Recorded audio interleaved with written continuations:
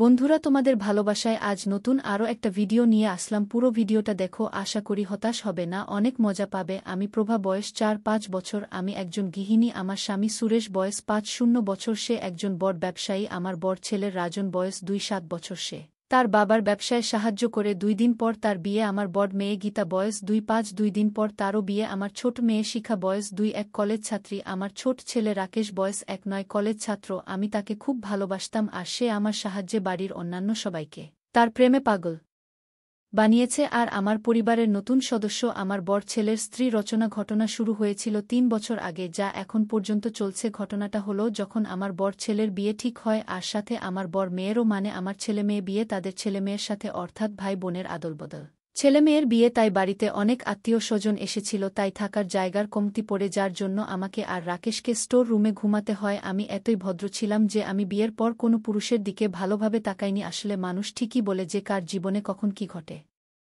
কেউ তা বলতে পারে না।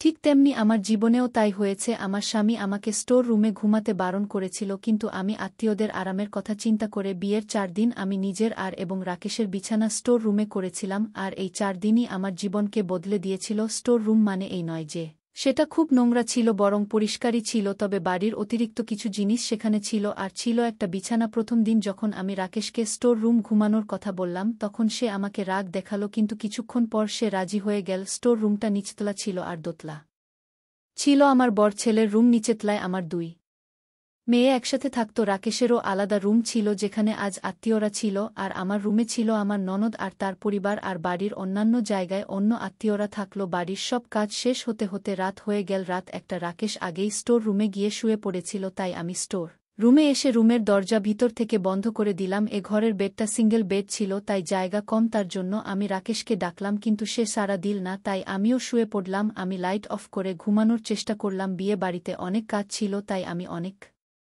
ক্লান্ত ছিলাম, আর এই জন্য আমি কখন ঘুমিয়ে পড়ি জানি না, কিন্তু হঠাৎ ব্যথায় আমার ঘুম ভেঙে গেল আর আমার মুখ থেকে শব্দ বেরোবে। ঠিক তখনই কেউ একজন আমাকে চুপ করতে বলল, তাই আমার মুখ থেকে আর কথা বের হলো না। তাকে ঠেলে দেওয়ার চেষ্টা করছিলাম, কিন্তু কিছুই করতে পারছিলাম না। ঠিক তখনই রাকেশ বলে উঠল, মা হয়ে গেছে। মা তার মধ্যে কোনো ভয় ছিল না যে এটা একটা বিয়ের বাড়ি। আমি তার থেকে পরিত্রাণ পাওয়ার জন্য আর কিছু বলার জন্য অনেক চেষ্টা করলাম, কিন্তু আমি কিছুই করতে পারছিলাম না। আমি বললাম, এসব কি করছিস রাকেশ? আমি তোর মা, আমার সাথে অসহায়তামি করিস না। এসব বলতে বলতে তাকে সরানোর জন্য আমি তাকে ধাক্কা দিতে লাগলাম। এভাবে কিছুক্ষণ ৫ মিনিট পর সে শান্ত হল। আমি বিছানায় শুয়ে কাঁদতে লাগলাম। রাকেশও তখন চুপ করে থাকল।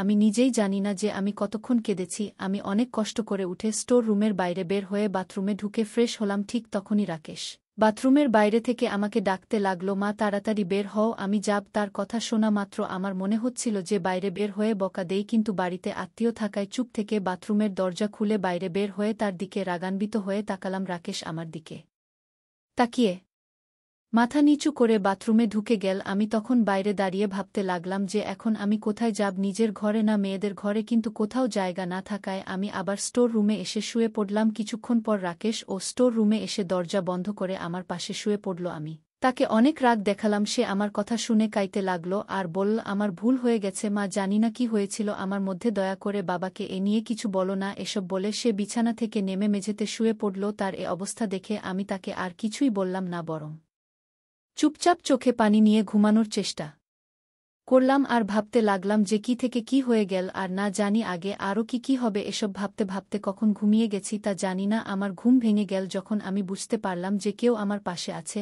আমি আমার চোখ খুললাম। আমি রাকেশকে দেখতে পেলাম। এখন স্টোর রুমে কিছুটা আলো ছিল, কারণ বাইরে হোল রুমে লাইট জ্বালানো ছিল, তাই আমার একে অপরকে দেখতে পাচ্ছিলাম। মা, বেশি কথা বল না, বাইরে আত্মীয় স্বজনেরা সব উঠে যাবে, বাসা ভর্তি মেহমান। তাই তাকে নিচু সুরে বললাম। আমি বললাম, কেন এমন করছিস? তার কথা শুনে আমার নিজের উপর নিজেরই রাগ হতে লাগল। ঠিক তখনই বাইরে থেকে আমার বড় মেয়ে আমাকে ডাকতে লাগল, অনেক বেলা হয়ে গেছে, ঘুম থেকে উঠো। এতে আমি তাড়াতাড়ি চোখ খুলে রাকেশের দিকে তাকালাম। সে আমাকে চুপ করে থাকার ইশারা করল। তখন আমি তাকে বললাম, বাইবে সবাই আছে বাপ। তারপর আবার মেয়ে আমাকে ডাকতে লাগল। আমি তখন তার দিকে রাগান্বিত হয়ে তাকালাম আর অনেক কষ্ট করে স্টোর রুম থেকে বাইরে বের হলাম। আমাকে ল্যান্ডাতে দেখে মেয়ে আমায় জিজ্ঞেস করল, কি হয়েছে মা? আমি বললাম, কিছু না, কাজ করতে করতে একটু ক্লান্ত হয়ে গেছি। তারপর আমি বাথরুম থেকে বের হয়ে বাড়ির কাজে লেগে পড়লাম। মাঝে মাঝে আমি স্বামীর কাছে গেলেও তাকে কিছুই বলতে পারলাম কারণ বিয়ের বাড়িয়ে এ নিয়ে না জানি কি না কি হয়ে যায়, তাই বিয়ের পর তার সাথে এ নিয়ে কথা বলবো বলে ভাবলাম আর বাড়ির কাজে লেগে পড়লাম।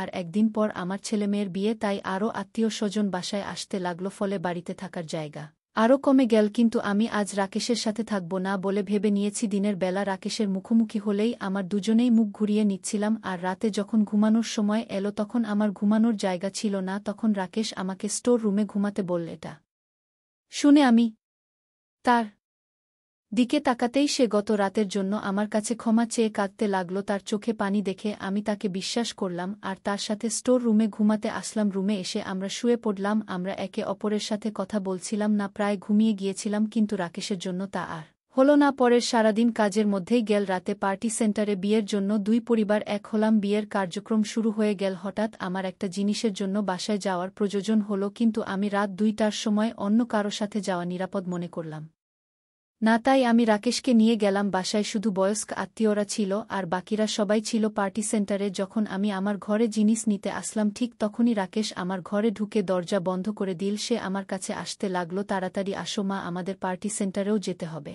তার একটা শুনে আমি ঘর থেকে বেরিয়ে যেতে লাগলাম। ঠিক তখনই রাকেশ তার মোবাইল বের করে আমাকে একটা ভিডিও দেখাতে লাগল। এটা দেখে আমি খুব ভয় পেয়ে গেলাম। তখন সে আমাকে বলল এই ভিডিওটা আমি বাবাকে পাঠিয়ে দেব। তার একটা শুনে আমার ভয় আরও বেড়ে গেল। সে আবার বলল তাড়াতাড়ি আসো মা, আমাদের আবার যেতে হবে, সেখানে সবাই আমাদের জন্য অপেক্ষা করছে। একথা শুনে আমি আর কিছু বললাম না। তুমি যে কত সুন্দর তা তুমি নিজেই জানো না। তার মুখে এসব কথা শুনে আমি খুব খুশি হলাম। তারপর জিনিসপত্র নিয়ে ঘর থেকে বের হলাম। কিছুক্ষণ পর রাকেশও ঘর থেকে বের হয়ে আসলো। আমরা একে অপরের সাথে কোনো কথা না বলে সোজা পার্টি সেন্টারে চলে আসলাম। এখানে এসে তার বাবা আমার সাথে রাগারাগি করল দেরি করার জন্য, কিন্তু আমি তাকে কিছুই বলতে পারলাম না। ঠিক তখনই আমার নজর রাকেশের উপর গেল। জানি না আজ কেন জেন রাকেশকে ভালো লাগছে। বাইরে শাকপাক শুরু হয়ে গেছে। আমি গিয়ে রাকেশের পাশে দাঁড়ালাম। সে একটা হাসি দিল। আমি অন্য জায়গায় গিয়ে দাঁড়ালাম। তারপর বিয়ের সব কাজ শেষ করে মেয়েকে বিদায় দিয়ে আমার ছেলের বুকে নিয়ে বাসায় আসলাম। সারারাত সবাই জাগা ছিলাম, তাই বাসায় এসে কিছু অনুষ্ঠান শেষ করে ঘুমানোর প্রস্তুতি নিচ্ছিলাম। কিছু আত্মীয় চলে